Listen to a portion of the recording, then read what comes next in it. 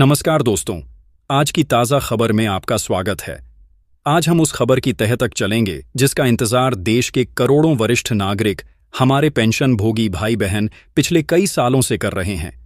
एक ऐसी खबर जो सीधे तौर पर उन लोगों के जीवन से जुड़ी है जिन्होंने अपनी पूरी जिंदगी इस देश के संगठित क्षेत्र को सींचने में लगा दी। हम बात कर रहे हैं कर्मचारी पेंशन योजना यानी EPS 95 के उन पेंशन भोगियों की जिनकी आंखें एक सम्मानजनक पेंशन राशि के लिए पथरा गई हैं। आज की सबसे बड़ी और बहुप्रतीक्षित खबर इसी से जुड़ी है।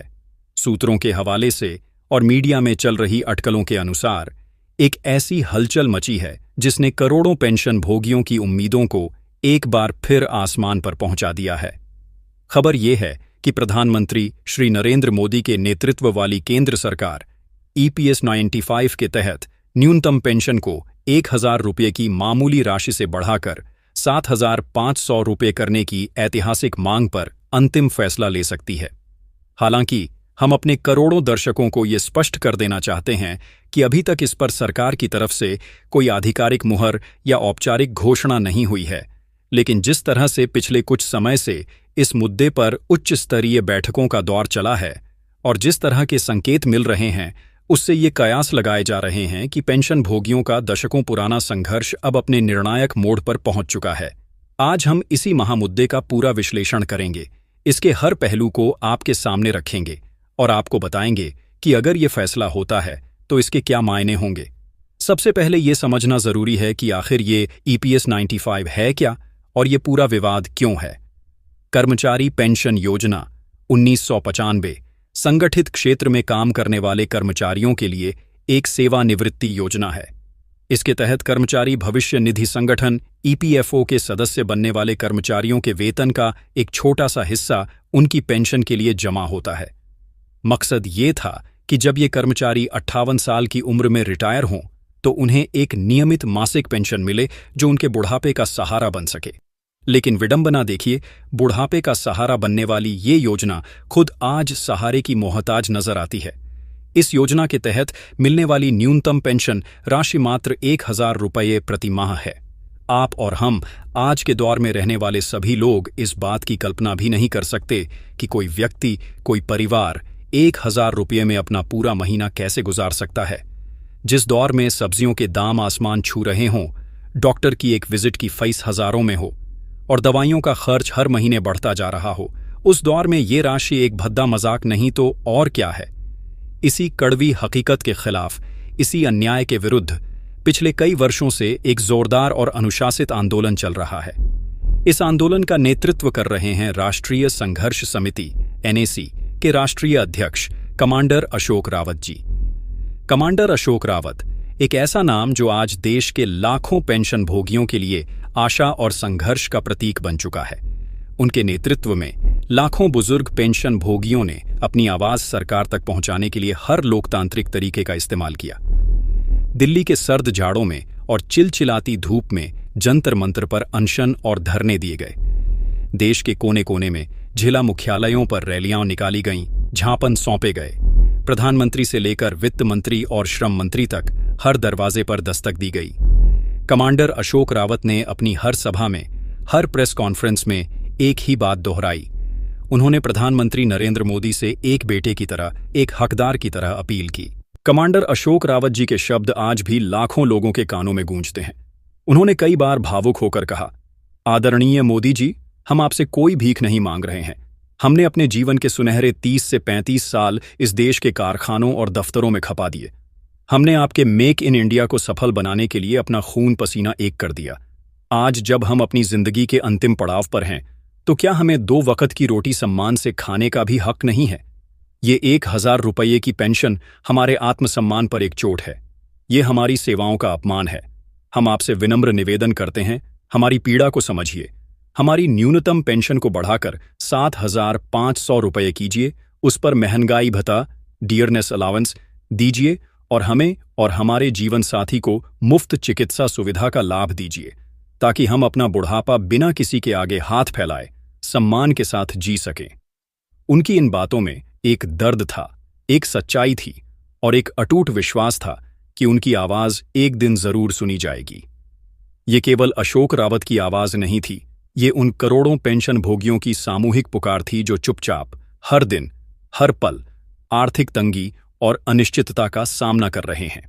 और अब ऐसा लग रहा है कि ये सामूहिक पुकार, ये तपस्या अपना रंग लाने के करीब है। विश्वस्त सूत्रों से मिली जानकारी के अनुसार प्रधानमंत्री कार्यालय पीएमओ इस मुद्दे को लेकर अत्यंत गंभीर है। प्रधानमंत्री नरेंद्र मोदी, जो हमेशा से गरीबों और वंचितों के प्रति अपनी संवेदनशीलता के लिए जाने जाते हैं, ने व्यक्तिगत रूप से इस मामले में रुचि दिखाई है। बताया जा रहा है कि इस मुद्दे पर श्रम मंत्रालय, वित्त मंत्रालय और ईपीएफओ के शीर्ष अधिकारियों के बीच कई दौर की गहन मंत्रणा हो चुकी है। इस फैसले के पक्ष और विपक्ष दोनों पर विचार किया गया है। एक तरफ करोड़ों पेंशन भोगियों को एक सम्मानजनक जीवन देने की नैतिक जिम्मेदारी है, तो दूसरी तरफ सरकारी खजाने पर पड़ने वाले वित्तीय बोझ का भी सवाल है। ईपीएफओ के विशाल पेंशन फंड का प्रबंधन कैसे हो, इस बढ़ी हुई राशि का भार किस तरह वहन किया जाएगा, इन सभी तकनीकी पहलुओं पर विस्तार से मंथन हुआ है। अंदर खाने की खबर यह है कि पेंशन भोगियों के पक्ष में एक मजबूत माहौल बना है। सरकार में बैठे नीति नियंताओं का एक बड़ा वर्ग यह मानता है कि न्यूनतम पेंशन में वृद्धि अब केवल एक आर्थिक मुद्दा नहीं, बल्कि एक सामाजिक और मानवीय अनिवार्यता बन चुकी है। उनका मानना है कि जो वरिष्ठ नागरिक आज हाशिए पर हैं, उनकी देखभाल करना एक कल्याणकारी राज्य का परम कर्तव्य है। इसी पृष्ठभूमि में ये अटकलें तेज हो गई हैं कि प्रधानमंत्री नरेंद्र मोदी किसी भी दिन इस ऐतिहासिक निर्णय की घोषणा कर सकते हैं। ये घोषणा आगामी किसी कैबिनेट बैठक के बाद हो सकती है, या हो सकता है कि प्रधानमंत्री स्वयं किसी विशेष अवसर पर देश के करोड़ों पेंशन भोगियों को यह सौगात दें। अब सवाल यह उठता है कि अगर यह फैसला हो जाता है, अगर न्यूनतम पेंशन 1000 रुपये से बढ़कर 7500 रुपये हो जाती है, तो इसका क्या और कितना गहरा असर पड़ेगा। इसका सबसे पहला और सीधा असर तो उन लाखों पेंशन भोगियों के दैनिक जीवन पर पड़ेगा। 7500 रुपये की राशि आज की महंगाई में बहुत ज्यादा भले न हो, लेकिन ये 1000 रुपये की तुलना में 7.5 गुना ज्यादा है। यह एक ऐसी राशि है जिससे वे कम से कम अपनी महीने भर की दवाइयां खरीद सकते हैं, अपने खाने पीने का जरूरी सामान जुटा सकते हैं और अपनी छोटी मोटी जरूरतों के लिए किसी के आगे हाथ फैलाने को मजबूर नहीं होंगे। यह सिर्फ एक आर्थिक बदलाव नहीं होगा, यह एक मनोवैज्ञानिक क्रांति होगी। यह उन बुजुर्गों के मुरझाए चेहरों पर आत्मसम्मान की चमक लौट आएगा। जब एक पिता या माँ को अपनी दवा के लिए भी अपने बच्चों से पैसे मांगने पड़ते हैं, तो उन पर क्या बीतती है, ये वही जानते हैं। यह फैसला उन्हें इस पीड़ा से मुक्ति दिलाएगा। ये उन्हें एहसास कराएगा कि इस देश ने उनके योगदान को भुलाया नहीं है, उनका सम्मान किया है। इसका दूसरा बड़ा असर हमारी अर्थव्यवस्था पर पड़ेगा। जब देश के लाखों लोगों की जेब में एक निश्चित अतिरिक्त राशि हर महीने आएगी, तो वो पैसा बाजार में ही आएगा। इससे बाजार में मांग, डिमांड पैदा होगी। छोटे छोटे दुकानदार, स्थानीय व्यापारी और ग्रामीण अर्थव्यवस्था को एक नई गति मिलेगी। यह एक तरह से अर्थव्यवस्था के चक्र को तेज करने का काम करेगा, जिसका फायदा अंततः पूरे देश को मिलेगा। तीसरा और सबसे महत्वपूर्ण असर सामाजिक है। यह फैसला समाज में एक सकारात्मक संदेश देगा। यह हमारी युवा पीढ़ी को सिखाएगा कि वरिष्ठ नागरिकों का सम्मान और उनकी देखभाल कितनी जरूरी है। यह सरकार की छवि को एक संवेदनशील, जनहितैषी और प्रो पीपल सरकार के रूप में और मजबूत करेगा। यह प्रधानमंत्री मोदी के सबका साथ, सबका विकास, सबका विश्वास और सबका प्रयास के नारे को जमीनी हकीकत में बदलने की दिशा में एक मील का पत्थर साबित होगा। लेकिन जैसा कि हर बड़े फैसले के साथ होता है, इसके साथ कुछ चुनौतियां और सवाल भी जुड़े हैं। सबसे बड़ा सवाल है वित्तीय प्रबंधन का। इस बढ़ी हुई पेंशन का भार सरकार और ईपीएफओ कैसे उठाएंगे? क्या इसके लिए कर्मचारियों के पेंशन अंशदान में कोई बढ़ोतरी की जाएगी, या नियोक्ताओं, एम्प्लॉयर्स का हिस्सा बढ़ाया जाएगा, या फिर सरकार अपने वार्षिक बजट से इस विशाल राशि का प्रावधान करेगी? इन सवालों का स्पष्ट होना बहुत जरूरी है, ताकि यह योजना भविष्य में भी सुचारू रूप से और स्थायी तौर पर चलती रहे।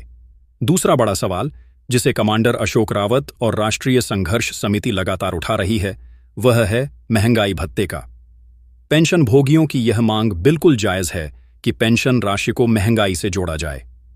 अगर आज न्यूनतम पेंशन 7500 रुपये कर भी दी जाती है, तो आज से 5 साल बाद बढ़ती महंगाई के कारण इस राशि की कीमत कम हो जाएगी। इसलिए पेंशन को उपभोक्ता मूल्य सूचकांक, कंज्यूमर प्राइस इंडेक्स से जोड़कर उस पर हर 6 महीने में महंगाई भत्ता दिया जाना एक स्थायी और तार्किक समाधान होगा। अभी इस पर सरकार का रुख क्या होगा, यह देखना बाकी है। और तीसरा महत्वपूर्ण पहलू है चिकित्सा सुविधाओं का। पेंशन भोगियों की यह एक प्रमुख मांग रही है कि उन्हें और उनके जीवन साथी स्पाउस को बिना किसी शर्त के मुफ्त और कैशलेस चिकित्सा सुविधा उपलब्ध कराई जाए। बुढ़ापे में बीमारियों पर होने वाला खर्च अक्सर उनकी पूरी पेंशन या बचत को निगल जाता है। अगर पेंशन वृद्धि के इस तोहफे के साथ साथ सरकार आयुष्मान भारत जैसी योजना के तहत इन सभी पेंशन भोगियों को कवर करने का ऐलान करती है, तो यह सोने पर सुहागा होगा। यह उनके बुढ़ापे को सही मायनों में सुरक्षित बनाएगा। इन सभी सवालों और चुनौतियों के बावजूद आज का सच यह है कि उम्मीद की किरण बहुत प्रबल है। पेंशन भोगियों का दशकों का संघर्ष और कमांडर अशोक रावत का निस्वार्थ नेतृत्व एक ऐसे मुकाम पर आ पहुंचा है जहां से मंजिल साफ दिखाई दे रही है। उन्होंने यह साबित कर दिया है कि अगर शांतिपूर्ण और लोकतांत्रिक तरीके से बिना थके, बिना रुके अपनी जायज मांग के लिए संघर्ष किया जाए तो देर से ही सही, लेकिन न्याय मिलता है। यह कहानी सिर्फ पेंशन की लड़ाई की नहीं है, यह कहानी है धैर्य की, यह कहानी है उम्मीद की, और यह कहानी है लोकतंत्र में जनता की ताकत की। यह हमें याद दिलाती है कि सरकारें जनता के लिए होती हैं और उन्हें जनता की आवाज सुननी ही पड़ती है।